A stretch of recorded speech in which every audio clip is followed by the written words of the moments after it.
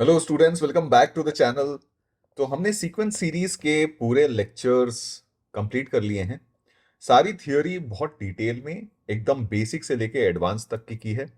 अगर अभी तक आपने चैनल सब्सक्राइब नहीं किया है तो जल्दी से जल्दी चैनल सब्सक्राइब कर लीजिए और वीडियो पे लाइक ज़रूर कर दीजिएगा। अगर आपको कहीं कोई प्रॉब्लम हो रही है तो वीडियो पे आप कमेंट कर दीजिए।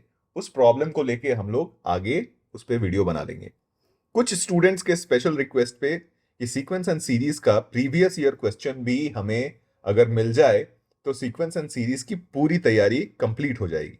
उसको ध्यान में रखते हुए हमने यहाँ पे सीक्वेंस सीरीज के प्रीवियस ईयर क्वेश्चंस को लिया है और कोशिश करेंगे कि पिछले 4-5 सालों में जितने भी सीक्वेंस एंड सीरीज के क्वेश्चंस आए हैं उसको हम इस वीडियो में डिस्कस करें। तो बिना टाइम गंवाए हुए सीधे सीधे हम वीडियो में आगे बढ़ते हैं और देखते हैं हम सबसे पहला सवाल। सबसे पहला सवाल ये एडवांस 2023 में आया हुआ सवाल है। बहुत ही इंटरेस्टिंग क्वेश्चन था। क्वेश्चन ये है कि अगर मान लीजिए ये term denote the r+2 digit number where the first and last digit are 7 and the remaining r digits are 5। ठीक है, तो कंसिडर दिस सम। ये सम हमने बनाया है और इस सम की वैल्यू को अगर हम इस तरीके से रिप्रेजेंट करते हैं where m and n are natural numbers less than 3000, then the value of m plus n is। चलिए इसको शुरू करते हैं सॉल्व करना। तो s जो आपको दिया हुआ है वो दिया हुआ है 77 plus 757 plus 7557 and plus so on. आखिरी टर्म है आपका 755 सो ऑन 5 7। तो ये कितनी बार यूज किया है हमने? ये 5 हमने 98 टाइम्स यूज किया है। ठीक है, इस सम को हमें निकालना है। तो देखिए, सम निकालने के तो बहुत सारे तरीके हो सकते हैं, लेकिन हमें जिस फॉर्म में आंसर चाहिए वो फॉर्म हमें देखना पड़ेगा। तो हमें जिस फॉर्म में आंसर चाहिए था ना, उसमें हमने क्या किया है कि ना इस टर्म को हमें किसी तरीके से इंक्लूड करना है। और इस टर्म में अगर हम देखते हैं तो यहाँ पे 5 जो है वो 99 टाइम्स आया है। ठीक है, कितने टाइम्स आया है? 99 टाइम्स। तो यानी क्लियरली हमें कुछ ऐसा करना पड़ेगा सच दैट यहां पे हम 5 को 99 टाइम्स लेके आए। अगर 99 टाइम्स लेके आते हैं तो हमें ये जितने भी डिजिट का नंबर है उससे एक डिजिट ज्यादा चाहिए होगा, है ना? एक डिजिट ज्यादा चाहिए होगा। तो अगर मान लीजिए 3 डिजिट का टर्म है, उसमें एक डिजिट बढ़ाना हो तो हम यूजुअली 10 से मल्टीप्लाई कर देते हैं, तो हमारा क्या होता है, एक डिजिट एक्स्ट्रा बढ़ जाता है। तो यहां से हमें ये थॉट क्लिक करेगा और फिर हम क्या करेंगे कि इसमें 10 से मल्टीप्लाई करके टर्म्स को एक एक शिफ्ट करके लिखेंगे, है ना? टर्म्स को एक एक शिफ्ट करके लिखेंगे। तो यहां पे आपका 77, यहां पे आपका 757, है ना, एंड प्लस सो ऑन। ठीक है, यहां पे जो टर्म आएगा वो इनफैक्ट जीरो आएगा, 770। यहां पे 7570, यहां पे 755 सो ऑन 57। ये 98 टाइम्स इंटू जीरो, है ना? इनफैक्ट ये 97 टाइम्स हम यहां पे लेते हैं, 97 टाइम्स। और अगला टर्म, लास्ट टर्म जो हम ले रहे हैं वो 755 सो ऑन 570। यहां पे ये कितने टाइम्स आया है? 98 टाइम्स। ठीक है क्या? तो ये हमने इस तरीके से लिख दिया। अब इन दोनों को हम क्या करते हैं, सब्ट्रैक्ट करते हैं। तो माइनस कर दीजिए। तो माइनस करिएगा तो ये आपका आ जाएगा -9 times s is equal to, ये 77 एज इट इज यहां पे लेके आते हैं। 770 माइनस 757 13 आता है, तो ये -13। यहां पे भी आपका आ जाएगा -13 सो ऑन। यहां पे भी आएगा -13। ठीक है, और ये आ जाएगा आपका -755 सो ऑन 570। और यहां पे ये कितने टाइम्स है? 98 टाइम्स है। ठीक है क्या? थोड़ा सिंप्लीफाई करते हैं। आप चाहें तो नेगेटिव नेगेटिव टर्म्स अभी ही हटा सकते हैं, लेकिन मैं थोड़ा सा सिंप्लीफाई करने के बाद इसमें से हटाऊंगा। तो इसको मैं लिखता हूं 77। अब देखिए, यहां से लेके यहां तक के टोटल टर्म्स कितने हैं? तो यहां 5 एक बार आया है और यहां 5 98 टाइम्स आया है। तो यहां से लेके यहां तक 98 टाइम्स हमने टर्म्स लिखे हैं। तो ये -13 98 टाइम्स आएगा, तो 98 इंटू 13 आ गया, है ना, माइनस। अब इसको हम क्या करेंगे, इसको इस फॉर्म में लिखने की कोशिश करेंगे। तो इसमें और इसमें अगर आप डिफरेंस देखिए तो 13 का डिफरेंस आता है, यानी इस टर्म को हम लोग लिख सकते हैं, ध्यान से देखिए, 7 5 5 सो ऑन 5 7। अब यहां पे हमने 99 टाइम्स कर लिया, लेकिन हमें क्या करना पड़ेगा, इसमें 13 ऐड करना पड़ेगा ये वाला टर्म बनाने के लिए। तो इसको हमने +13 कर लिया, ठीक है। तो अब हमारे पास माइनस अगर टर्म हटा देते हैं तो यहां पे 9s की वैल्यू आ जाएगी -77 प्लस 98 टाइम्स 13 प्लस ये जो 7 5 5 सो ऑन 5 7, ये 99 टाइम्स आ जाएगा, है ना, एन माइनस एन प्लस 13 आ जाएगा, ठीक है क्या। यहां से अब देखिए हमारा आंसर निकलता हुआ दिख रहा है।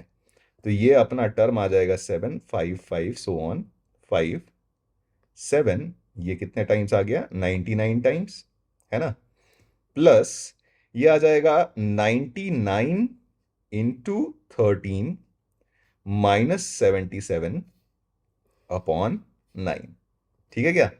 इसको हम सिंप्लीफाई करेंगे इस वाले टर्म को, तो ये आ जाएगा 1210, ठीक है।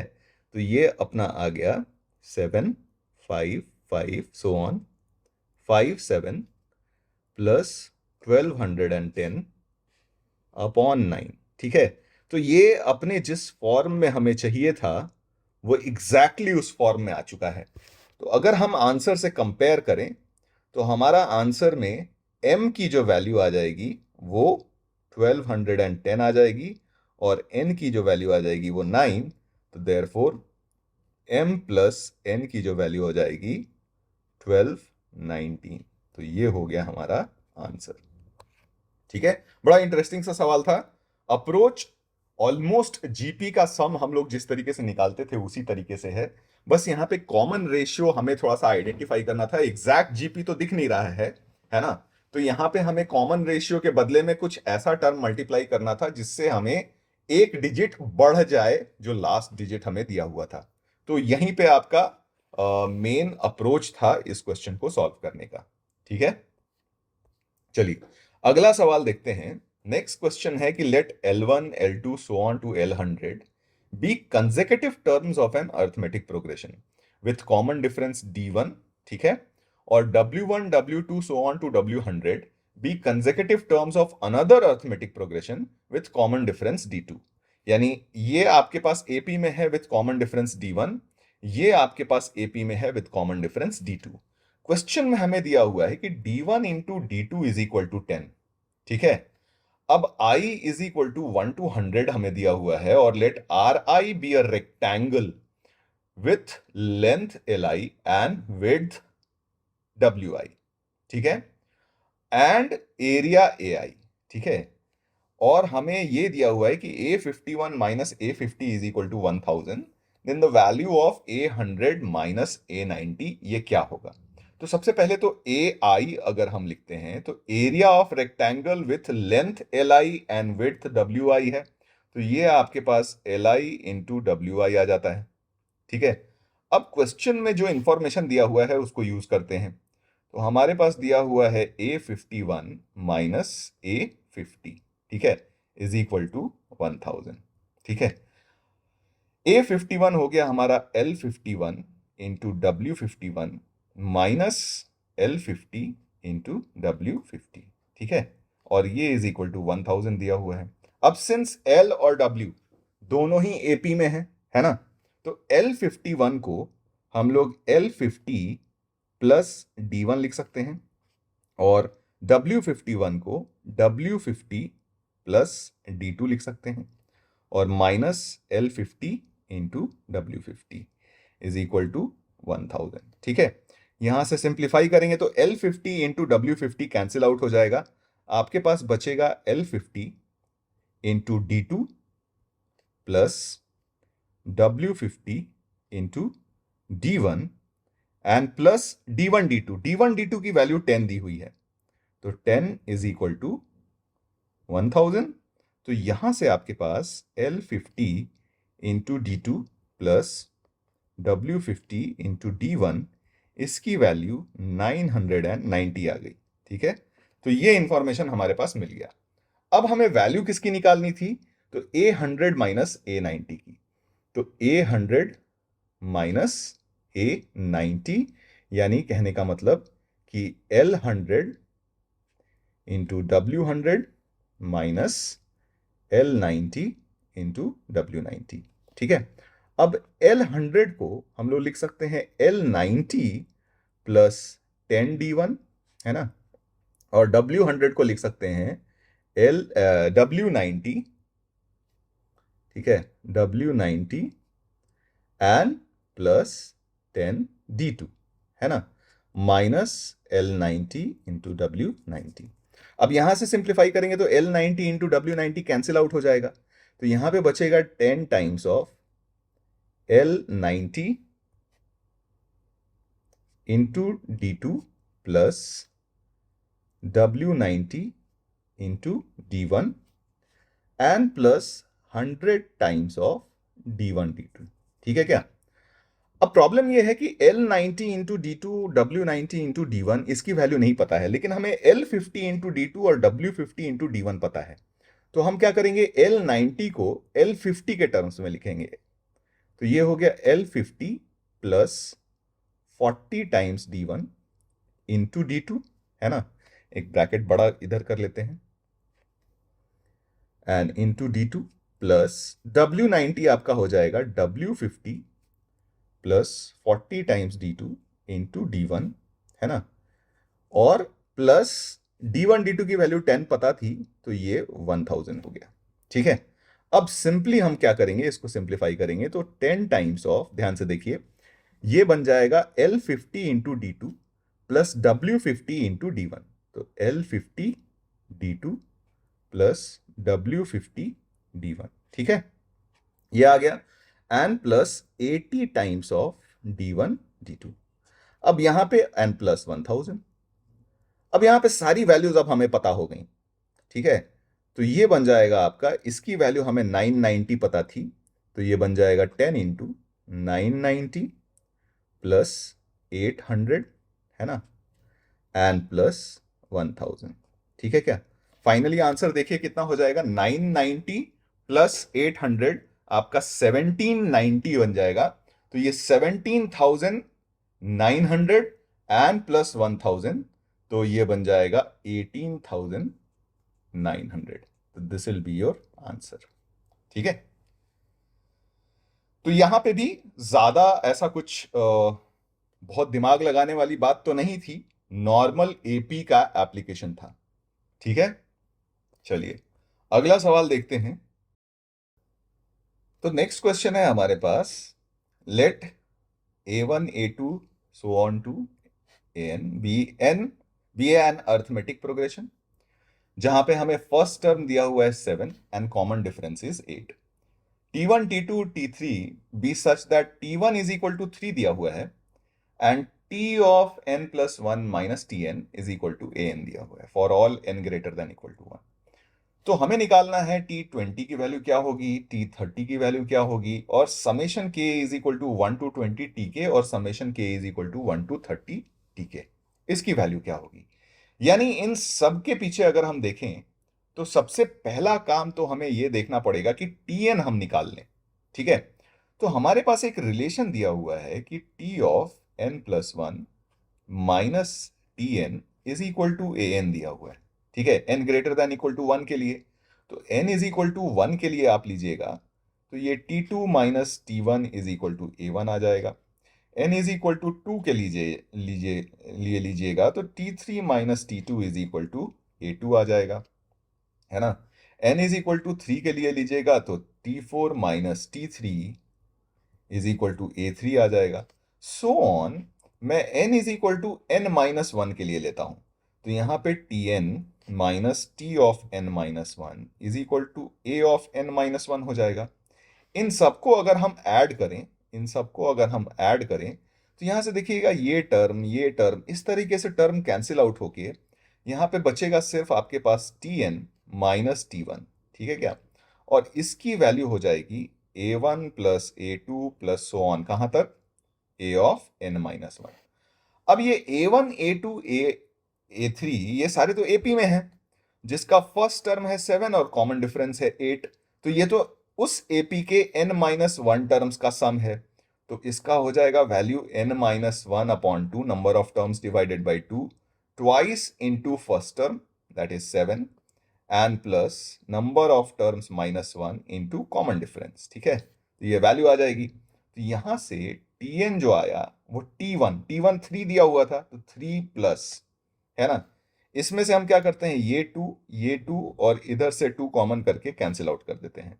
तो ये बच जाएगा आपके पास n-1 इंटू 4n-1। ठीक है, सिंप्लीफाई करेंगे तो ये बन जाएगा 4n² -5n एन प्लस 4। ठीक है क्या? तो ये तो बड़े आसानी से हमारा Tn आ गया। अब Tn आ गया तो T20 की वैल्यू आराम से निकाल सकते हैं हम। तो ये क्या हो जाएगा, 4 इंटू 20 का whole square is 400 -20 into 5 is 100 and plus 4। तो 1600 -100 1500, तो ये आ गया 1504। तो ये वैल्यू आनी चाहिए। तो 1604 तो ये हो गया गलत, तो दिस वन इज रॉन्ग। ठीक है, फिर T30 हमें निकालना था। तो T30 हो जाएगा 4 into 30² that is 900 -5 into 30 and plus 4। तो कितना हो जाएगा, 3600, है ना? माइनस आपका बन जाएगा ये 150 एंड प्लस 4। सिंप्लीफाई करेंगे तो ये 3454 आ जाएगा, यानी ये ऑप्शन तो हमारा सही हो गया। ठीक है, T30 अपना 3454 आ गया। अब नेक्स्ट है, हमें समेशन निकालना है from k is equal to 1 to 20 tk का और k is equal to 1 to 30 tk का। तो हमें निकालना है summation k is equal to 1 to 20 tk, है ना? यानी ये हो जाएगा summation k is equal to 1 to 20 4n² -5n n plus 4। In fact एक काम करते हैं ना, इसका हम ना k is equal to 1 to n निकाल लेते हैं। फिर एक बार n इज इक्वल टू 20 डाल देंगे, एक बार n इज इक्वल टू 30 डाल देंगे, है ना? तो हमारा सम निकल जाएगा। तो यहाँ पे k लिया है हमने, तो यहाँ पे वेरिएबल भी हम k ले लेते हैं। तो 4k² -5k एन प्लस 4। तो वैल्यू आएगी समेशन ऑफ k², ये बन जाएगा 4 into n plus 1 into 2n plus 1 divided by 6 -5 into n plus 1 divided by 2 n plus 4n। ठीक है, तो यहां पे ये इसको मान लेते हैं f of k, f of n। ठीक है, क्वेश्चन के हिसाब से हमें निकालना है f ऑफ 20। तो f ऑफ 20 हो जाएगा 4 into 20 into 21 into 41 divided by 6 -5 into 20 into 21 divided by 2 and plus 4 into 20। ठीक है क्या? इसको हम सिंप्लीफाई कर सकते हैं। तो सिंप्लीफाई करेंगे फाइनली, तो ये आंसर आ जाएगा आपका 10510। ठीक है, एंड f ऑफ 30 भी लगे हाथों निकाल लेते हैं। तो f ऑफ 30 आ जाएगा 4 into 30 into 31 into 61 divided by 6 -5 into 30 into 31 divided by 2 and plus 4 into 30। इसको भी सिंप्लीफाई करेंगे तो ये वैल्यू आ जाएगी 35515। ठीक है, अब देखते हैं कौन सा आंसर अपना सही है। ठीक है, तो सेकेंड वाला ऑप्शन था हमारा 10510, तो 10510 ये सही आ गया। ठीक है, ये आंसर 35610 दिया हुआ है और ये आया है हमारा 35515, तो ये क्लियरली गलत हो जाएगा। तो यहां से आपका जो सही ऑप्शन होगा वो ऑप्शन बी और सी हो जाएगा। ठीक है, ऑलराइट। नेक्स्ट क्वेश्चन देखते हैं कि if let m be the minimum possible value of this expression. ठीक है, where y1 y2 y3 are real numbers for which y1 plus y2 plus y3 is equal to 9। ठीक है, and capital M be the maximum possible value of this, ठीक है, where x1 x2 x3 are positive real numbers, और यहां पे भी हमें x1 plus x2 plus x3 is equal to 9 दिया हुआ है। तो हमें वैल्यू इसकी निकालनी है, ठीक है। तो आइए सॉल्व करते हैं। सबसे पहले तो अगर हमें y1 plus y2 plus y3 दिया हुआ है, ठीक है, सम हमें कांस्टेंट दिया हुआ है, ठीक है, तो अगर इसकी वैल्यू हमें मिनिमम निकालनी होगी, सबसे पहले तो हम 3 to the power y1 plus 3 to the power y2 and plus 3 to the power y3 की वैल्यू के बारे में बात करेंगे। तो इस पे लगाते हैं हम m greater than equal to gm। फिर मैं आपको बताऊंगा भी कि ये हमने क्यों लगाया है। और ये आपका हो जाएगा 3 सबका प्रोडक्ट, तो 3 to the power y1 plus y2 plus y3, है ना, टू द पावर 1/3। अब यहां पे मैं आपको बताता हूं कि यहां पे m greater than equal to gm ही हमने क्यों लगाया।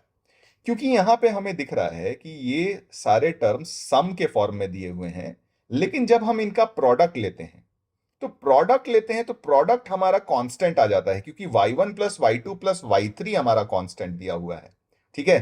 तो जब हमारे पास प्रोडक्ट कांस्टेंट है और सम की वैल्यू निकालनी है, तब एएमजीएम इनइक्वालिटी यूज करते हैं, या फिर अदर वे राउंड, हमें सम कांस्टेंट दिया हुआ हो और प्रोडक्ट की वैल्यू निकालनी हो, तो भी हम वहां पे M greater than equal to GM वाली इनइक्वालिटी लगाते हैं। तो यहां पे प्रोडक्ट कांस्टेंट था, सम की मिनिमम वैल्यू निकालनी थी, तो यहां पे हमने लगाया M greater than equal to GM inequality. तो ये हो जाएगा हमारे पास 3 to the power y1 plus 3 to the power y2 plus 3 to the power y3 greater than equal to 3 into, और ये बन जाएगा 3 to the power y1 plus y2 plus y3 9 दिया हुआ था, तो 9/3, यानी ये 3 टू द पावर 4 बन गया। तो दिस विल इंप्लाई कि 3 to the power y1 plus 3 to the power y2 plus 3 to the power y3 greater than equal to 81 हो जाएगा। और इसी की तो मिनिमम वैल्यू हमारे पास, इसका लॉग लेंगे हम बेस 3 पे, ठीक है, लॉग लेते हैं बेस 3 पे, तो 3 to the power y1 plus 3 to the power y2 plus 3 to the power y3 is going to be greater than equal to log base 3 of 81, और ये वैल्यू आ जाएगी आपकी 4। और यही तो इस एक्सप्रेशन की मिनिमम वैल्यू है। तो जो मिनिमम वैल्यू आई थी उसको हमने किससे रिप्रेजेंट किया था, स्मॉल एम से रिप्रेजेंट किया था। तो देयरफॉर यहां से हमारे पास स्मॉल एम की वैल्यू आ गई 4, ठीक है। अब दूसरे वाले टर्म की बात करते हैं, इसकी हमें मैक्सिमम वैल्यू निकालनी है। तो लॉग में दिया हुआ है, तो log of A plus B plus C हमारे पास A into B into C हो जाता है, तो x1 x2 x3 हो जाएगा, ठीक है। अब देखिए यहां पे प्रोडक्ट हमें दिया हुआ है और इसकी वैल्यू नहीं पता है, हमें सम की वैल्यू पता है। तो अगेन हम लोग क्या करेंगे, x1 x2 x3 पे m greater than equal to gm वाली इनइक्वालिटी लगा लेंगे। क्यों, हमें x1 x2 x3 already positive real numbers दिए हुए हैं। तो हमें पता है कि x1 plus x2 plus x3 upon 3 greater than equal to x1 x2 x3 to the power 1/3। समझ में आया कि यहां पे एम जी एम इनइक्वालिटी क्यों लगाई हमने, क्योंकि सम हमें कांस्टेंट दिया हुआ था और प्रोडक्ट की हमें मैक्सिमम वैल्यू निकालनी थी, ठीक है क्या। तो यहां से ये तो बन गया आपका 3, ठीक है, क्योंकि x1 plus x2 plus x3 9 दिया हुआ है, तो ये 3 ग्रेटर देन इक्वल टू ये x1 x2 x3 to the power 1/3, यानी यहां से जो वैल्यू आ गई वो x1 x2 x3 less than equal to 3 to the power 3 आ जाएगा, ठीक है क्या, 3 टू द पावर 3। तो इस केस में फिर हमारे पास आ गया, अब इसका लॉग लेंगे तो हमें इसकी मैक्सिमम वैल्यू मिल जाएगी। तो log base 3 x1 x2 x3 ये आपका आ गया लेस देन इक्वल टू 3, तो देयरफॉर कैपिटल M की वैल्यू आ गई 3, स्मॉल m आ गया 4, कैपिटल M आ गया 3। तो हमें जो आंसर निकालना था, ठीक है, हमें जो आंसर निकालना था वो निकालना था लॉग बेस 2 m स्क्वेयर, यानी 4 स्क्वेयर यानी 16 प्लस लॉग बेस 3 यहां पे कैपिटल M स्क्वेयर, तो यहां पे 3 स्क्वेयर। तो ये तो वैल्यू आ जाएगी आपकी 4, ये वैल्यू आ जाएगी 2। तो सम कितना हो गया, इनफैक्ट ये 4 था ना, तो 4 क्यूब हो जाएगा, सॉरी 4 क्यूब इज 64, है ना, 4 क्यूब इज 64, तो ये आ जाएगा वैल्यू 6, 4 नहीं, ठीक है। तो ये वैल्यू आ गई 6 plus 2, your answer will be 8, ठीक है। तो 8 हमारा आंसर हो जाएगा, तो इसका करेक्ट आंसर हो गया 8, ठीक है। बड़ा सिंपल सा अप्रोच था, आपको एएमजीएम इनइक्वालिटी यहां पे यूज करनी थी।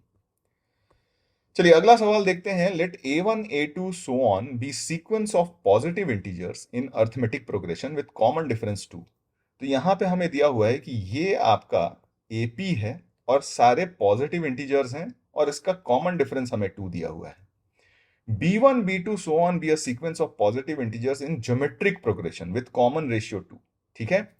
अब हमें दिया हुआ है कि a1 is equal to b1 is equal to c, then the number of all positive values of c for which equality this holds for some positive integer n is, ठीक है। बड़ा सिंपल सा है, ये आपके n टर्म्स ऑफ AP का सम है, ये आपके n टर्म्स ऑफ GP का सम है। तो सीधे सीधे n टर्म्स ऑफ AP का सम लिख ही लेते हैं। तो ट्वाइस नंबर ऑफ टर्म्स आपका कितना है, n divided by 2, twice of first term, ठीक है। तो फर्स्ट टर्म हमें c दिया हुआ है plus n minus 1 times the common difference, तो ये 2 दिया हुआ है, ठीक है। तो इधर तो आपका ये वैल्यू हो जाएगा। ये GP का सम है, तो फर्स्ट टर्म c दिया हुआ है ना, common ratio to the power number of terms minus 1 upon common ratio minus 1। तो ये आपका इक्वेशन बन गया। ये 2 और 2 कैंसिल आउट कर देते हैं, चाहे तो हम एक 2 बाहर कॉमन भी निकाल सकते हैं। तो यहां से आपके पास हो गया 2n और ये बन जाएगा आपके पास c प्लस, है ना, n माइनस 1, क्लियर है। और ये वैल्यू आ जाएगी आपकी c times 2 to the power n minus 1, ठीक है। अब बात यहां से ये आती है, ठीक है, बात यहां से ये आती है कि c एक पॉजिटिव इंटीजर है, ठीक है, n हमारा नेचुरल नंबर है, ठीक है। तो अब हमारे पास इस इक्वेशन से, जो इक्वेशन हमें मिला यहां पे, उस इक्वेशन से हमें बताना है कि कितनी ऐसी पॉसिबल वैल्यूज ऑफ c होंगी for some positive integer n, ठीक है। तो एक काम करते हैं ना कि c की वैल्यू पहले हम लोग निकाल लेते हैं इन टर्म्स ऑफ n। तो इसको देखेंगे तो ये बन जाएगा 2n इंटू एन माइनस 1, और c वाले टर्म्स को मैं उधर ले जाता हूं तो c कॉमन आ जाएगा और ये बन जाएगा 2 to the power n minus 2n, है ना, माइनस 2n एन माइनस 1, ठीक है क्या। तो यहां पे c का यहाँ कोएफिशिएंट 2n था ना, तो उसको हम उस तरफ ले गए, ठीक है। तो यहां से आपके पास c की जो वैल्यू आ जाएगी वो 2n into n minus 1 upon 2 to the power n minus 2n minus 1 हो जाएगा, ठीक है। तो ये तो आ गई आपके c की value in terms of n, ठीक है।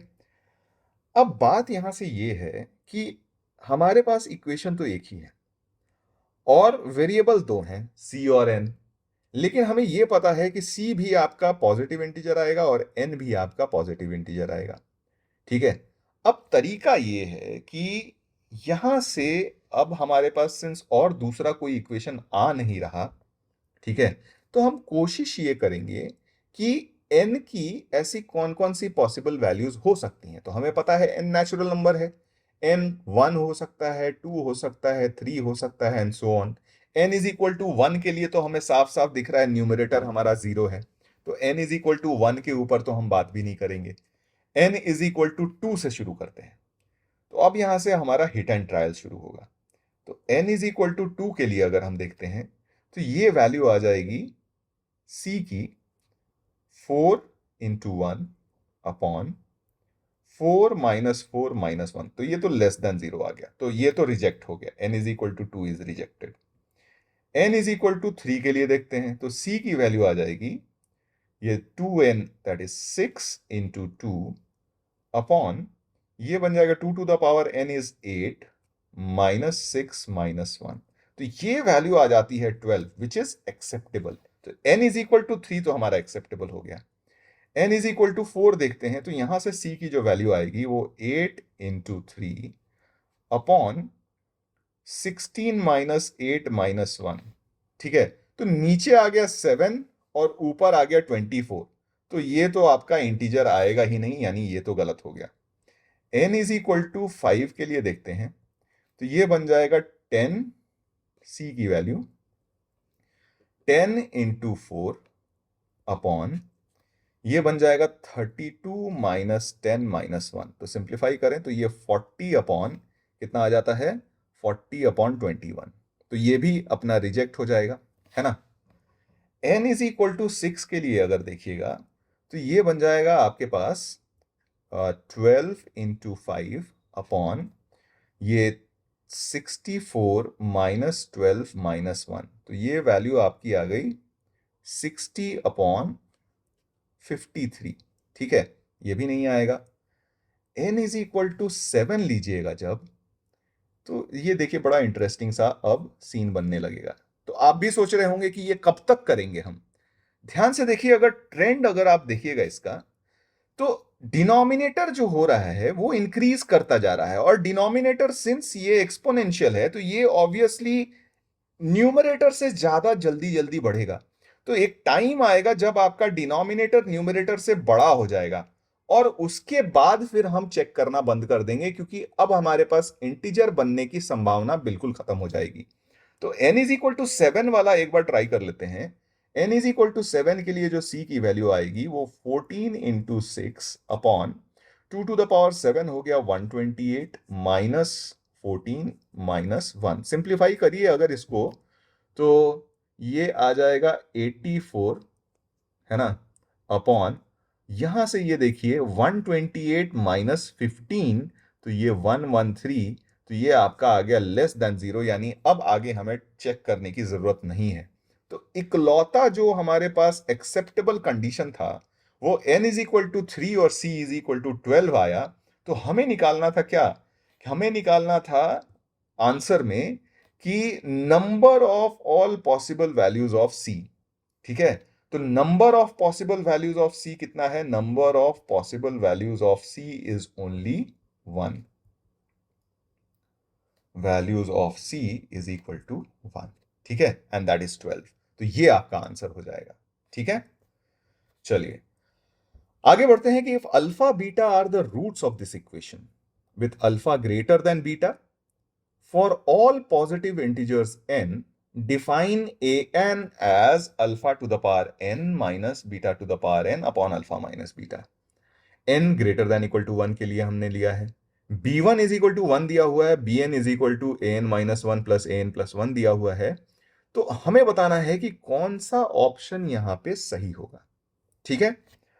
अब यहां से अगर देखिए, तो ये a1 plus a2 plus a3, यानी ये n टर्म्स का सम दिख रहा है। लेकिन अगर आरएचएस में अगर हम जाके देखें, तो ये an प्लस 2 माइनस 1 दिख रहा है, ठीक है। तो अगर ये कहीं, और ये 1 क्या था, ठीक है, 1 कब आएगा, a0 की वैल्यू, a1 की वैल्यू अगर आप देखिएगा तो क्या हो जाएगा, a1 देखिएगा तो ये 1 आ जाएगा। तो ये ना मुझे कुछ ऐसा दिख रहा है कि an plus 2 minus a1, an plus 2 minus a1। तो यहां से मुझे चमकेगा कि अगर मैं कुछ ऐसा निकाल लेता an प्लस 2 माइनस an, और यहां से n is equal to 1 to n करके जाता ना, तो सारे अगर कैंसिल होते होते जाते, तो ये an प्लस 2 माइनस a1 बच जाता आखिरी में, ठीक है, टेलीस्कोपिक सम की तरह। अब यहां पे हमारे पास इसकी वैल्यू एक बार कैलकुलेट करके देखते हैं। तो ये क्या हो जाएगी, ये वैल्यू हो जाएगी alpha to the power n plus 2 minus beta to the power n plus 2 upon alpha beta तो दोनों में सेम ही रहेगा, और यहां पे माइनस an हो जाएगा alpha to the power n plus beta to the power n upon alpha minus beta, ठीक है क्या। इसको सिंप्लीफाई करते हैं, तो इन दोनों को अगर आप साथ में लीजिएगा तो alpha to the power n common, ठीक है, alpha to the power n common, यहां बच जाएगा अल्फा स्क्वेयर माइनस 1, ठीक है, और minus beta to the power n common, और यहां बन जाएगा beta square minus 1 upon alpha minus beta. लेकिन अल्फा और बीटा तो इसके रूट्स थे, तो यहां से अगर हम देखें तो एक्स स्क्वेयर माइनस 1 की तो वैल्यू x के बराबर है, यानी अल्फा स्क्वायर माइनस वन की वैल्यू अल्फा के बराबर आएगी और बीटा स्क्वायर माइनस वन की वैल्यू बीटा के बराबर आएगी। तो यहां से अगर हम देखें तो ये बन जाएगा alpha to the power n into alpha minus beta to the power n into beta upon alpha minus beta. यानी ये बन गया alpha to the power n plus one minus beta to the power n plus one upon alpha minus beta. यानी यहां से हम कह सकते हैं कि this is nothing but a of n plus one. तो हमारे पास जो रिलेशन आ गया वो ये आ गया कि a of n plus two minus a of n is equal to a of n plus one आया है क्या, is equal to a of n plus one. अब यहां से हम n इज इक्वल टू 1 2 3 ऐसा करते जाएंगे तो अपने आप हमारा आंसर निकलना चाहिए, ठीक है। और या फिर आप इसको इस तरीके से भी कह सकते हो, इसको ऐसे कर लो तो और भी ज्यादा आसान, a of n plus two minus a of n plus one, ये आपका an आ जाएगा, ठीक है। तो अब शुरू करते हैं n इज इक्वल टू, हमारे पास देयरफॉर रिजल्ट आ गया a of n plus two minus a of n plus one is equal to a n। तो अब n is equal to one लीजिएगा तो ये आपका a3 minus a2 is equal to a1 आया। n इज इक्वल टू 2 लीजिएगा तो ये a4 minus a3 is equal to a2 आया। सो ऑन करते करते n is equal to n लीजिएगा तो a of n plus two minus a of n plus one is equal to an आ जाएगा। सबको ऐड कर दीजिए, ऐड करिएगा तो ये सारे टर्म्स आपके कैंसिल आउट होके a of n plus two minus a of two is equal to आपका आ गया a1 से लेकर an तक का सम, यही निकालना था हमें। लेकिन हमें a2 की वैल्यू फिर निकालनी पड़ेगी क्योंकि a2 नहीं पता था हमें। तो a2 की जो वैल्यू आएगी वो कुछ नहीं बल्कि alpha square minus beta square upon alpha minus beta आएगी और ये फैक्टराइज होके कैंसिल आउट होके अल्फा प्लस बीटा बन जाएगा। इस इक्वेशन से हमें सम ऑफ रूट साफ साफ दिख रहा है कि 1 है, तो यानी ये वैल्यू भी कितनी आ गई 1। तो देयरफॉर हमारे पास a1 plus a2 plus so on plus an की value a to the an plus two minus one आ गई। तो पहला ऑप्शन तो हमारा हो गया सही, फर्स्ट ऑप्शन इज करेक्ट, ठीक है क्या। अब सेकेंड ऑप्शन दिया हुआ है n is equal to 1 to infinity an upon 10 to the power n, ठीक है। तो हमें निकालना है summation n is equal to 1 to infinity an को मैं सीधे सीधे लिख देता हूं alpha to the power n minus beta to the power n upon alpha minus beta और 10 टू द पावर n। तो देखो अल्फा माइनस बीटा तो इंडिपेंडेंट ऑफ n है, तो 1 माइनस अल्फा माइनस बीटा मैं बाहर निकाल लेता हूं और यहां से अगर मैं देखूं तो ये लिखा हुआ है n is equal to 1 to infinity alpha to the power n, या फिर आप ऐसे लिख सकते हो alpha upon 10 to the power n minus beta upon 10 to the power n, ठीक है क्या। अब ये तो साफ साफ जीपी का सम दिख रहा है, इनफाइनाइट जीपी का सम, तो इसका सम तो हम बहुत आसानी से निकाल सकते हैं। तो ये बन गया 1 अपॉन अल्फा माइनस बीटा, ठीक है। एंड यहां पे आपके पास बन जाएगा first term that is alpha by 10 upon 1 minus alpha by 10 minus beta by 10 upon 1 minus beta by 10, ठीक है। सिंप्लीफाई कर लेते हैं तो ये बन गया 1 अपॉन अल्फा माइनस बीटा, ठीक है। और यहां से आपके पास बन जाएगा अल्फा बाई 10, एक काम करते हैं ना 10 हटा ही देते हैं दोनों तरफ से, ठीक है। दोनों तरफ से 10 हटा देते हैं तो 10 से ऊपर नीचे मल्टीप्लाई कर देते हैं तो ये अल्फा इंटू 10 माइनस बीटा बनेगा minus beta into 10 minus alpha upon 10 minus alpha into 10 minus beta, ठीक है क्या। ये वैल्यू आ जाएगी, सिंप्लीफाई करते हैं तो 1 अपॉन अल्फा माइनस बीटा, यहां से आपके पास बन गया 10 times of alpha minus beta, है ना। और यहां बनेगा आपके पास minus alpha beta plus alpha beta, तो कैंसिल आउट हो गया, ठीक है। और अपॉन इधर हम लोग सिंप्लीफाई कर लेते हैं तो ये 100 minus alpha plus beta n plus alpha beta आ जाएगा, ठीक है क्या। इनफैक्ट 10 टाइम्स ऑफ, यहाँ पे 100 minus 10 times of alpha plus beta आएगा, तो 100 minus 10 times of alpha plus beta और ये आ गया। तो देखिए ये अल्फा माइनस बीटा, ये अल्फा माइनस बीटा तो हो गया कैंसिल, तो ये आ गया 10, इधर आ गया आपका वैल्यू 100, अल्फा प्लस बीटा की वैल्यू 1 थी और अल्फा इंटू बीटा की वैल्यू भी -1 थी। तो ये आ जाएगा आपका 10/89। ठीक है, 10/89। तो ये भी बिल्कुल सही आंसर हो गया। अब बात हमें bn की करनी है। बात हमें किसकी करनी है? bn की। तो bn के लिए हम लोग थोड़ा दिमाग लगाएंगे। हमें पहले डी ऑप्शन को देखना है। डी ऑप्शन में हमें दिया हुआ है कि bn इज इक्वल टू, हमें प्रूफ करना है कि alpha to the power n plus beta to the power n है। ठीक है, लेकिन bn हमें तो यहां पे ये दिया हुआ है, तो यहां से हम शुरुआत करते हैं। ठीक है, तो हमारे पास bn दिया हुआ था a n-1 plus a of n+1। ठीक है क्या? उससे पहले मैं एक और चीज आपको दिखाता हूं। ठीक है, एक और चीज हम लोग ये देखेंगे कि अच्छा यहां पे, चलिए इसको पहले लिख लेते हैं फिर बात करते हैं। तो ये हो जाएगा alpha to the power n-1 minus beta to the power n-1 plus alpha to the power n+1 minus beta to the power n+1 upon alpha minus beta. अब यहां पे हमें alpha to the power n-1 और alpha to the power n+1 ये दिख रहा है। ठीक है क्या? अच्छा, एक और चीज हम जानते हैं यहां पे, अब हम छोटा सा रफ अपना करेंगे। Product of roots alpha into beta हमें -1 पता है, तो माइनस अल्फा इंटू बीटा ये हमें 1 पता है। अब दोनों तरफ ना एक बार alpha to the power n-1 से मल्टीप्लाई कर देते हैं। तो alpha to the power n-1 से मल्टीप्लाई कर दीजिएगा, तो इधर alpha n times beta is equal to alpha to the power n-1 बचेगा। एंड सिमिलरली अगर beta to the power n-1 से मल्टीप्लाई करते हैं तो minus alpha into beta to the power n, ये आपका beta to the power n-1 बचेगा। तो ये alpha to the power n-1 और beta to the power n-1 की वैल्यू ना हम यहां सब्सटीट्यूट कर देते हैं।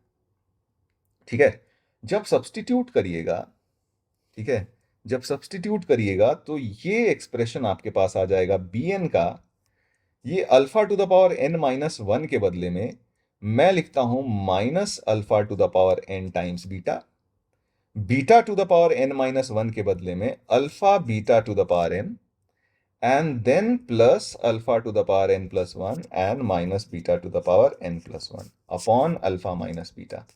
आप अगर इन दोनों टर्म्स को देखते हैं, इसको और इसको, तो इसमें से alpha to the power n common होके अल्फा माइनस बीटा बचेगा। इन दोनों टर्म्स में से beta to the power n common होके और अल्फा माइनस बीटा बचेगा। तो इसको फैक्टराइज अगर हम करेंगे तो ये फैक्टराइज बड़ा सिंपली इस तरीके से हो जाएगा, alpha to the power n plus beta to the power n और इनटू अल्फा माइनस बीटा। ठीक है, क्लियर है? और अपॉन अल्फा माइनस बीटा, ये हो गया कैंसिल और आपके पास bn आ गया alpha to the power n plus beta to the power n। तो ये ऑप्शन भी आपका क्या हो गया? सही हो गया। ठीक है, डी ऑप्शन भी सही हो गया।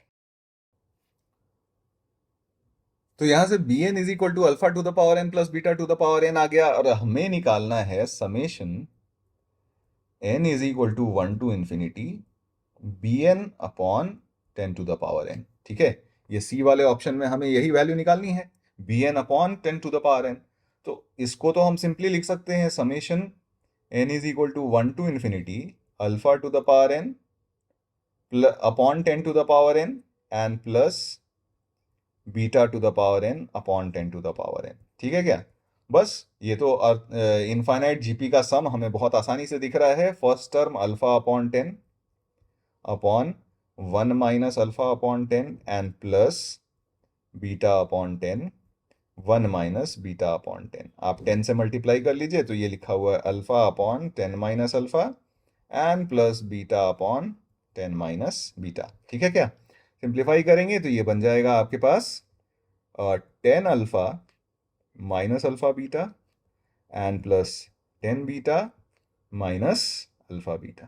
ठीक है, अपॉन ये बन गया आपके पास 10 माइनस अल्फा यानी 100 minus 10 times of alpha plus beta and plus alpha beta. Simplify करके अब वैल्यूज हम सब्सटीट्यूट करते हैं तो ये 10 times of alpha plus beta बना minus twice of alpha beta बना और इधर आपका 100 minus 10 times of alpha plus beta minus n plus alpha beta. ठीक है, वैल्यू सब्सटीट्यूट कर देते हैं तो ये 10 इंटू 1, अल्फा इंटू बीटा की वैल्यू -1 थी तो +2 और अपॉन 100 माइनस 10 माइनस 1, तो ये बन गया 12 अपॉन 89।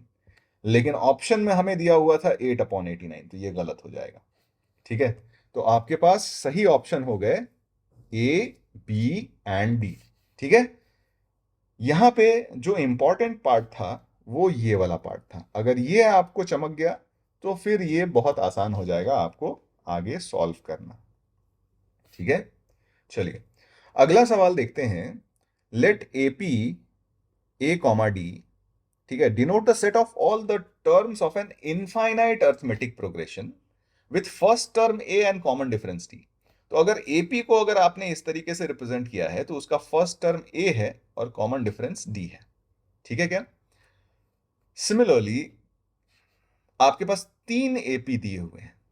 ठीक है, तीन एपी दिए हुए हैं, AP 1, AP 2, AP 3।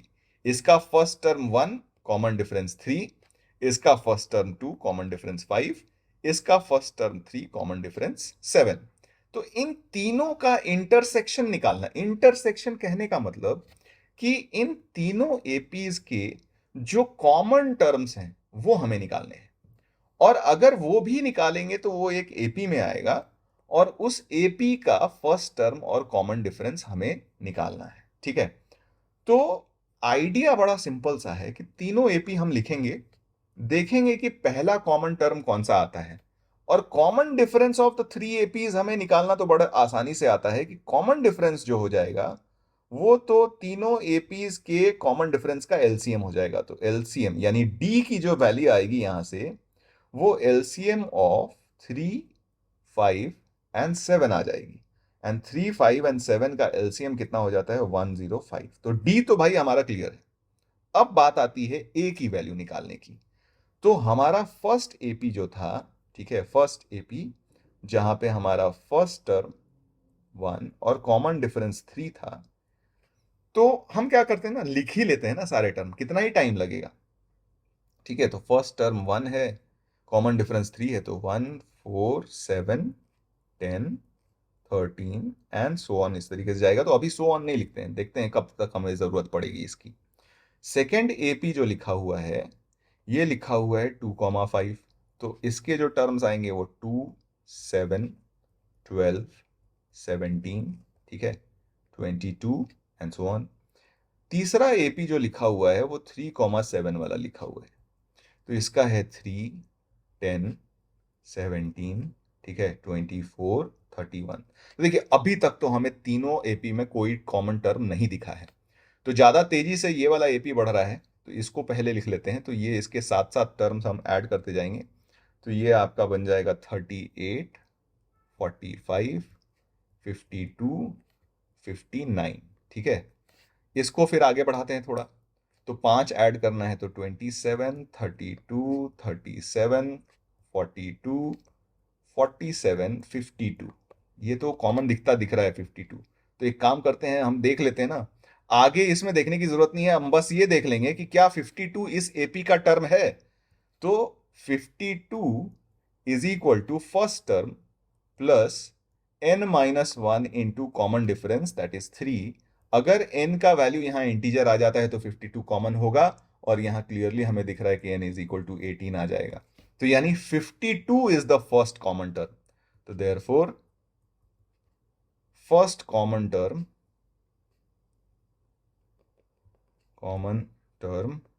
Of the three APs, ये हो जाएगा आपका 52, और यही क्या हो गया? ए की वैल्यू।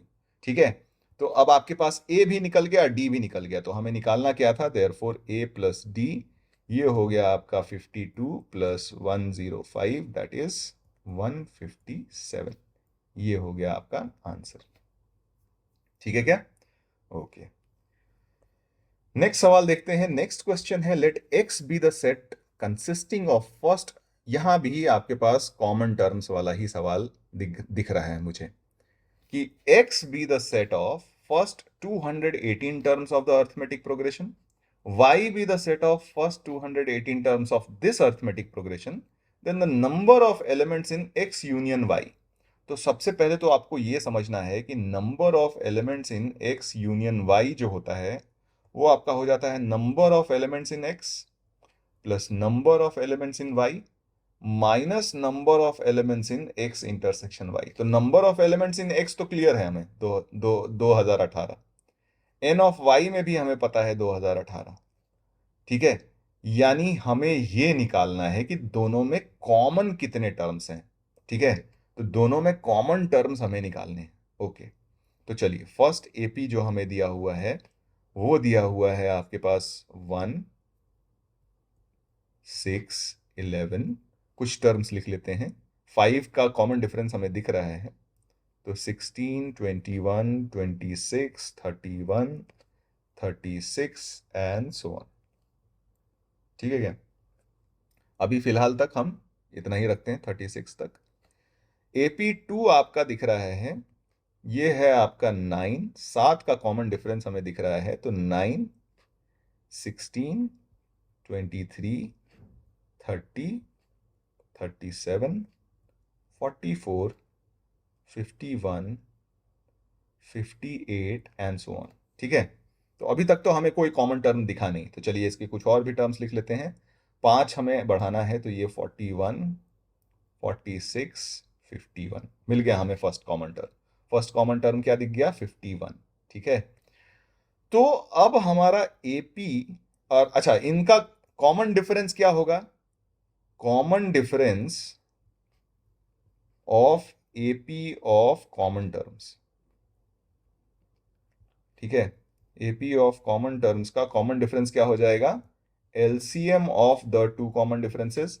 तो एलसीएम ऑफ फर्स्ट का कॉमन डिफरेंस 5 था और सेकंड का कॉमन डिफरेंस 7 था, तो ये 35 का हो जाएगा। ठीक है क्या?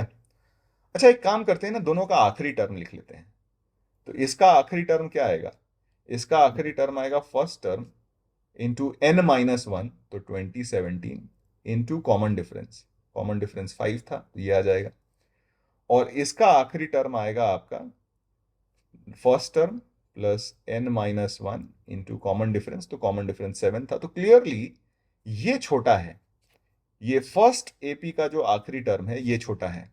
तो जो हमारा एपी ऑफ कॉमन टर्म्स आएगा, इसका nth टर्म जो होना चाहिए वो इसके इससे छोटा या इसके बराबर होना चाहिए। ठीक है क्या? तो इसका nth टर्म हम निकाल लेते हैं। तो nth term of the common terms, AP of common terms हमारा हो जाएगा first term plus n-1 into common difference that is 35 is less than equal to आ जाना चाहिए आपका। इसकी वैल्यू निकाल लेते हैं ना, कितनी हुई? 7 5 35 और 1 36, 3 5 3 8 0 और 10, इससे छोटा होना चाहिए।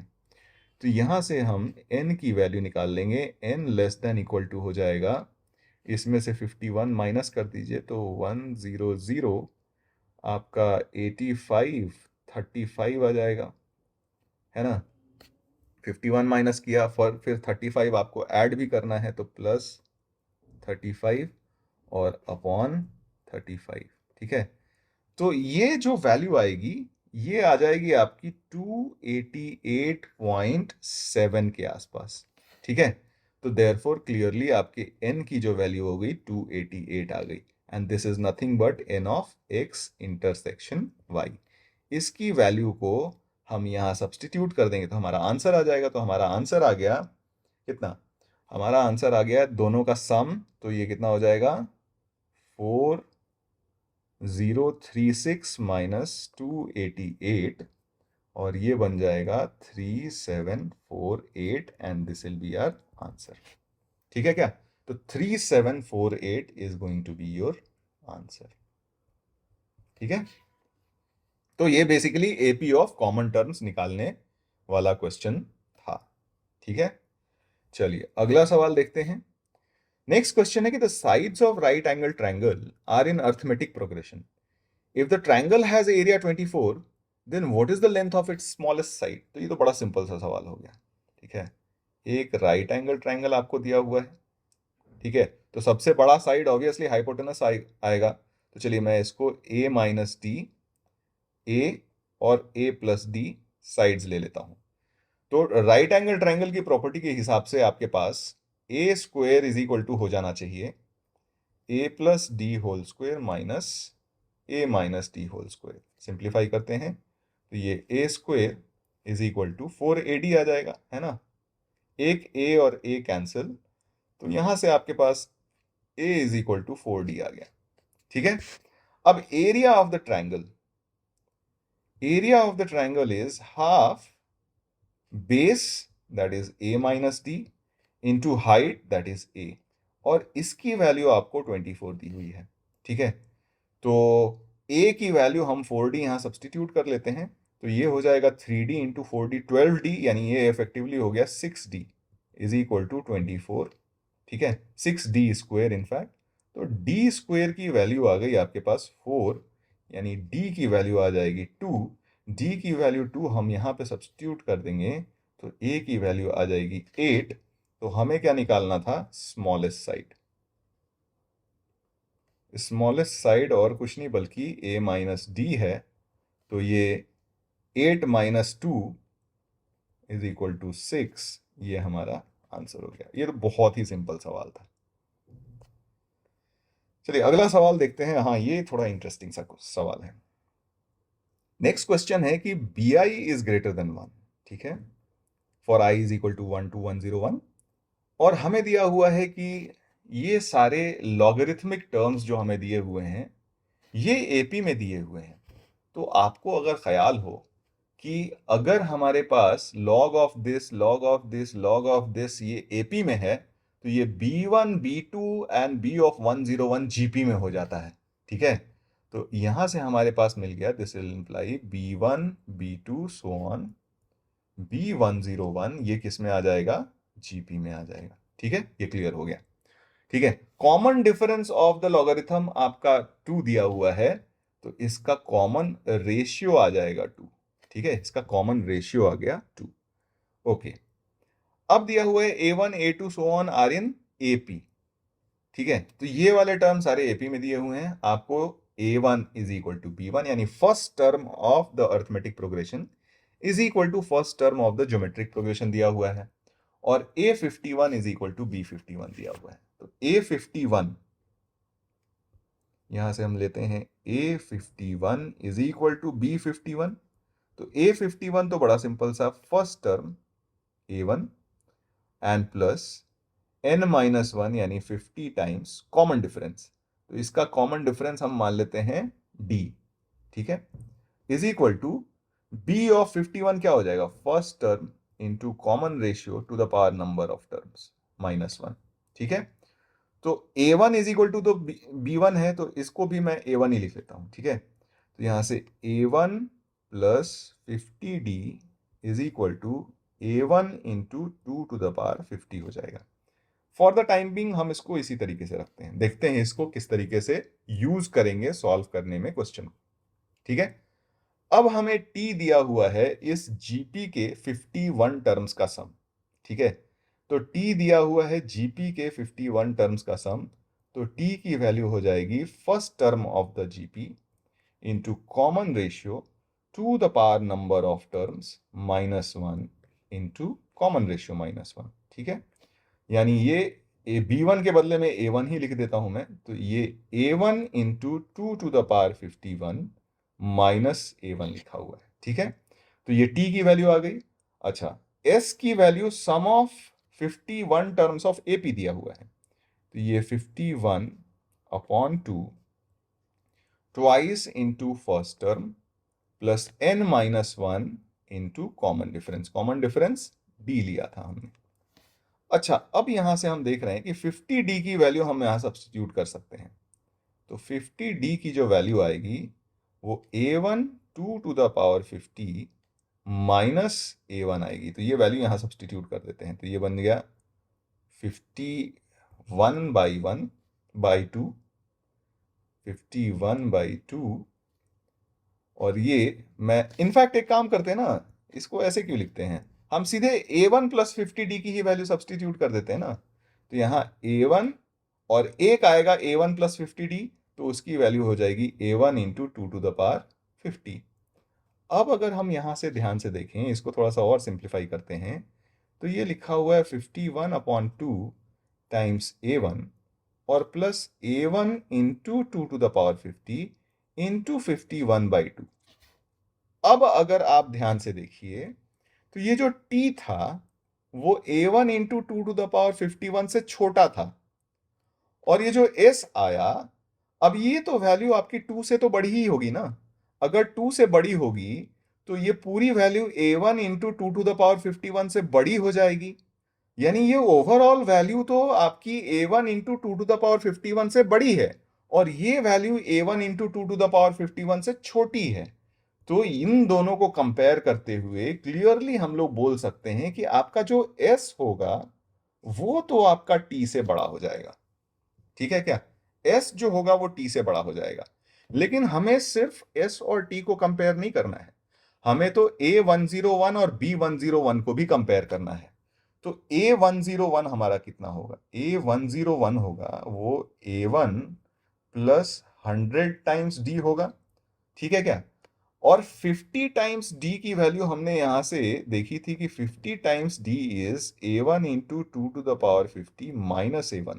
तो इसको 2 से मल्टीप्लाई कर देंगे तो ये वैल्यू आपकी बन जाएगी a1 प्लस ट्वाइस ऑफ, है ना, twice of a1 into 2⁻50 minus a1।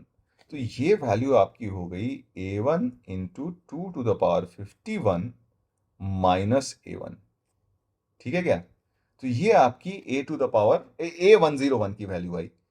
b101 की वैल्यू ये तो आपके पास b1 इंटू 2⁻100 आएगी, और b1 is nothing but a1, तो a1 इंटू 2⁻100। अब अगर आप इन दोनों को कंपेयर करो तो ये तो a1 इंटू 2⁻51 से छोटा है, लेकिन ये वाला तो आपका a1 इंटू 2⁻100 है, तो ऑब्वियसली ये इससे बड़ा हो गया। ठीक है? तो यानी यहां से b101 is going to be greater than a101। ठीक है? तो b101 greater than a101 and s is greater than t। तो आपका ऑप्शन जो सही हो जाएगा वो कौन सा हो जाएगा? बी हो जाएगा। ठीक है, चलिए अगला सवाल देखते हैं। नेक्स्ट क्वेश्चन है हमारे पास कि suppose all the terms of arithmetic progression are natural numbers. ठीक है, सारे टर्म्स हमारे क्या हैं? नेचुरल नंबर्स दिए हुए हैं। If ratio of sum of first 7 terms, तो मान लेते हैं कि हमारा जो एपी है उसका फर्स्ट टर्म a1 और कॉमन डिफरेंस d है, तो सम ऑफ फर्स्ट 7 टर्म्स आपका क्या हो जाएगा? 7/2 twice a1 plus 6 into D divided by, आपको क्या दिया हुआ है? सम ऑफ फर्स्ट 11 टर्म्स, तो ये 11/2 2a1 प्लस 10 टाइम्स d हो जाएगा, और इसकी वैल्यू 6/11 दी हुई है। ठीक है क्या? 6/11। तो एक काम करते हैं, ये बाई टू वाला फैक्टर तो कैंसिल आउट करके ये 11 भी कैंसिल आउट कर देते हैं और क्रॉस मल्टीप्लाई कर लेते हैं। तो यहां से 7 times of 2a1 plus 6d is equal to 6 times of 2a1 plus 10d हो जाएगा। और यहां से देखा हमने तो 2a1 इज इक्वल टू कितना हो जाएगा भाई? यहां से 60 और माइनस 42, तो 18d। तो यहां से a1 की जो वैल्यू आ गई वो 9d के बराबर आ गई। अब दूसरा हमें क्या रिलेशन दिया हुआ है कि seventh term lies in between 130 and 140। ठीक है, तो सेवेंथ टर्म जो होगा वो क्या हो जाएगा? a1 plus 6d। ये जो है वो 130 से 140 के बीच में लाई करता है ना। a1 की वैल्यू खुद 90 के बराबर है, तो ये 90 यहां पे डाल देते हैं, तो ये हो जाएगा 130 is less then 15d is less then 140, है ना। तो 15 से अगर डिवाइड कर दीजिएगा तो ये बन जाएगा, 5 से कैंसिल आउट होगा, तो 26/3 is less then d is less then, ये 5 से कैंसिल आउट करोगे तो 28/3। तो ये 8 पॉइंट समथिंग और ये 9 पॉइंट समथिंग, तो देयरफॉर क्लियरली आपका d जो होना चाहिए वो एक नेचुरल नंबर होना चाहिए, और d is equal to 9 will be your answer. ठीक है क्या? d क्या हो जाएगा? 9। अगला सवाल देखते हैं कि a b c be positive integers such that b by a is an integer. ठीक है, b बाई a इंटीजर है। अब दिया हुआ है कि if a b c are in geometric progression, ठीक है, and the arithmetic mean of a b c is b+2, तो हमें इसकी वैल्यू निकालनी है। ठीक है, तो देखिए, अगर a b c geometric progression में है तो मान लेते हैं ना कि b is equal to a r और c is equal to a r square. ठीक है, क्या ये मान लेते हैं ए आर स्क्वेयर। ठीक है, अब हमें दिया हुआ है b by A is an integer, तो b by A is an integer यानी r जो है वो हमारा इंटीजर है, ये ध्यान में रखेंगे। हमें दिया हुआ है कि arithmetic mean of the ABC geometric progression में है और arithmetic mean of ABC is b+2। तो एबीसी का अर्थमेटिक मीन क्या होगा, a प्लस बी के बदले में ए आर लिख लेते हैं, a plus B plus c divided by 3 is equal to b+2 यानी ए आर प्लस 2। ठीक है क्या, तो अगर हम इसको सिंप्लीफाई करते हैं तो ये साफ साफ एक क्वाड्रेटिक इक्वेशन आर में बनता दिख रहा है मुझे, ए आर स्क्वेयर है ना, -2, यहां से 3ar और ये ar, तो -2ar एम plus a -6 is equal to 0। ठीक है क्या, अब सिंस r एक इंटीजर दिया हुआ है तो क्वाड्रेटिक इक्वेशन का रूट इंटीजर तभी होता है जब d हमारा क्या हो, परफेक्ट स्क्वायर हो। क्या हो, परफेक्ट स्क्वायर। तो d को हम परफेक्ट स्क्वायर बनाते हैं, तो ये d क्या हो जाएगा हमारा, b स्क्वायर यानी 4a स्क्वायर -4ac, तो 4a इंटू a -6, तो 4a स्क्वायर कैंसिल आउट हो गया, तो ये बन जाएगा 24a। ठीक है क्या, 24a। ठीक है, अब a की ऐसी कौन सी वैल्यू लेंगे कि ये हमारा परफेक्ट स्क्वायर बन जाए। वैसे तो बहुत सारी वैल्यूज ले सकते हो आप, ठीक है, लेकिन हम सबसे कोई भी एक वैल्यू ले लेते हैं ना, कोई भी जो स्मॉलेस्ट पॉसिबल वैल्यू होती है, अगर उसके लिए वो भी यहाँ पे क्या रखेंगे तो सेटिस्फाई करना चाहिए। तो 24 में कितने से मल्टीप्लाई करेंगे तो हमारा ये परफेक्ट स्क्वायर हो जाएगा। तो 24 को तो लिखते हैं आप 2 इंटू 2 इंटू 2 इंटू 3, तो इसमें एक और 2 और एक और 3 से मल्टीप्लाई कर देंगे तो ये परफेक्ट स्क्वायर हो जाएगा। तो क्लियरली यहां से हमारे पास a की वैल्यू 6 के लिए हमारे पास ये इंटीग्रल वैल्यू आनी चाहिए। तो एक बार वेरीफाई करके भी देख लेते हैं। तो a इज इक्वल टू 6 अगर आप लोगे, for a is equal to 6, तो इक्वेशन आ गया आपका 6r स्क्वेयर -12r, और ये तो 0 हो गया, तो यानी r इज इक्वल टू 2 आ जा रहा है, विच इज परफेक्टली ओके। ठीक है, तो a इज इक्वल टू 6 आ गया, तो अब आपके पास निकालना था a square plus a -14 upon a plus 1। ठीक है क्या, तो ये वैल्यू रख लीजिए, तो 36 प्लस 6 -14 अपॉन 7। ठीक है, तो ये हो जाएगा आपका 42, तो 42 अपॉन 7 इज 6 -2, तो 4 आ जाएगा आपका आंसर। ठीक है, so 4 will be the correct answer to this question. ठीक है, सो आई होप ये प्रीवियस ईयर क्वेश्चंस करने के बाद आपको क्लियरली दिख गया होगा कि जो जो कॉन्सेप्ट हम लोगों ने पढ़ा है वो ऑलरेडी इतना डिटेल में पढ़ा है कि आपको प्रीवियस ईयर क्वेश्चन अगर सीक्वेंस एंड सीरीज के आते हैं, स्पेशली जेई एडवांस के, तो आपको कोई भी परेशानी नहीं होने वाली है यहां पे। ठीक है, तो आई होप ये पूरा सीरीज जो हमने सीक्वेंस एंड सीरीज का किया है वो आपके जेई एडवांस के प्रिपरेशन में बहुत ही हेल्पफुल रहे। तो मिलते हैं अपने नेक्स्ट चैप्टर में। ठीक है, जो नेक्स्ट चैप्टर हम लोग लेंगे उसमें भी हम यही प्रोसेस फॉलो करेंगे। पहले हम पूरा बेसिक से डिटेल तक, जेई एडवांस तक पूरा कॉन्सेप्ट समझेंगे, खूब सारे एग्जाम्पल्स करेंगे और फिर उसका प्रीवियस ईयर क्वेश्चन भी करके देखेंगे कि जो चीजें हमने सीखी हैं उससे हमारे सवाल बन रहे हैं या नहीं बन रहे हैं। ठीक है, तो मिलते हैं नेक्स्ट लेक्चर में, तब तक ऑल द बेस्ट बच्चों, पढ़ते रहिए, एंजॉय करिए अपना पूरा प्रोसेस ऑफ लर्निंग और कॉन्फिडेंस रखिए अपने ऊपर।